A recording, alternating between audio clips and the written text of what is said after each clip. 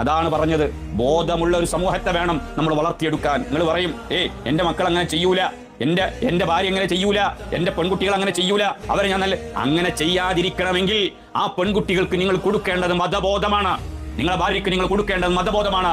അവൻ പറഞ്ഞ വിദ്യാഭ്യാസം കൊടുത്തിട്ടുണ്ട്, വിദ്യാഭ്യാസം കൊടുക്കേണ്ടത് ദീനീ വിദ്യാഭ്യാസമാണ്. ആ വിദ്യാഭ്യാസം കൊടുത്തത് കൊണ്ട് മാത്രമായില്ല, മതബോധമുള്ളവനായി മാറ്റണം. അവിടെയാണ് നിന്റെ വിജയം കിടക്കുന്നത്.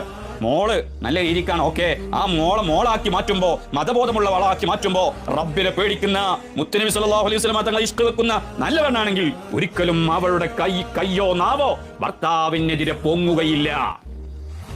ഭർത്താവിനെതിരെ അവിടെ കൈ പൊങ്ങൂല, വിരൽ ചൂണ്ടൂല, അവൾ സംസാരിക്കൂല. കാരണം എന്തേ? മുത്തുനബി സല്ലല്ലാഹു അലൈഹി വസല്ലം തങ്ങൾ പറഞ്ഞതനുസരിച്ച് റബ്ബിനെ ഭയപ്പെടേണ്ടതാണ്. റബ്ബിന്റെ ദർബാറിൽ വെച്ച് അങ്ങേയറ്റത്തെ ശിക്ഷക്ക് വിധേയമാകും എന്നൊരു ചിന്ത ഉണ്ടെങ്കിൽ തീർച്ചയാണ് ഒരു പെണ്ണും ഭർത്താവിന്റെ നേരെ വിരൽ ചൂണ്ടൂല എന്നുള്ളത്. അല്ലാഹു സുബ്ഹാനഹു വ തആല നമ്മുടെ മക്കൾക്കും നമ്മുടെ സന്താന പരമ്പരകൾക്കും അതുപോലെ അസ്വാജികൾക്കൊക്കെ അല്ലാഹു സുബ്ഹാനഹു വ തആല ദീനീ ബോധം അല്ലാഹു ഇട്ടു കൊടുക്കുമാറാവട്ടെ. പല ആൾക്കാരും ട്രോളുകളൊക്കെ ഇറക്കിയിട്ടുണ്ട് മുന്നേ. ഹെൽമെറ്റ് ധരിച്ചുറങ്ങുന്ന കാരണം അമ്മിക്കുട്ടി എടുത്തിട്ടാണ്.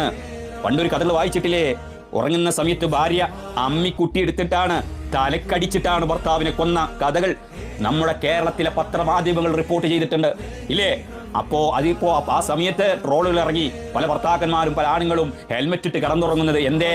രാത്രി എങ്ങാനും എന്റെ പെണ്ണ് അമ്മിക്കുട്ടി എടുത്തിട്ട് കൊലക്കെടുത്തിട്ട് തലക്കടിച്ചു കൊന്നാലോ, ഹെൽമെറ്റിന്റെ കട്ടി ഉണ്ടെങ്കിൽ നമുക്ക് രക്ഷപ്പെടാമല്ലോ. ചിലര് കഴുത്തറുത്ത് കൊന്നപ്പോ, പെണ്ണ് ഭർത്താവിന് കഴുത്തറുത്ത് കൊന്ന സമയത്ത് പല ആളുകളും കഴുത്തിൽ ബെൽറ്റ് ഇടുന്ന രൂപത്തിൽ ഒരു അലുമിനിയത്തിന്റെ ഇരുമ്പിന്റെ ബെൽറ്റ് അങ്ങോട്ടുണ്ടാക്കി പൂട്ടുണ്ടാക്കിയിട്ട് അങ്ങനെയും ട്രോൾ ഇറക്കിയിട്ടുണ്ട്, ഇല്ലേ? നമ്മളൊക്കെ വായിച്ചവരാണ്, നമ്മളൊക്കെ കണ്ടറിഞ്ഞവരാണ്. ഇതൊക്കെ ഇവിടെ സംഭവിച്ച കാരണം എന്താ? നമ്മൾ വിചാരിച്ചാൽ ഏതെങ്കിലും അറ്റത്തല്ലേ, അല്ലെങ്കിൽ ഉത്തരേന്ത്യയിലല്ലേ, കാരണം അവർക്ക് ആ ചിന്ത ഇല്ലാത്തതുകൊണ്ടാണ് അങ്ങനെയൊക്കെ സംഭവിച്ചത് എന്ന് സാക്ഷര കേരളത്തിലെ ഓരോ പ്രബുദ്ധരായ മലയാളികളും ഇങ്ങനെ ഓർക്കുമ്പോ നമ്മളിപ്പോ ആലോചിക്കണം, ഇതൊക്കെ നമ്മളെ കേരളത്തിലും സുലഭമായിട്ട് നടന്നുകൊണ്ടിരിക്കുന്ന കാര്യമാണ്. ഇതൊക്കെ നമ്മളെ കേരളത്തിലും നടന്നുകൊണ്ടിരിക്കുന്ന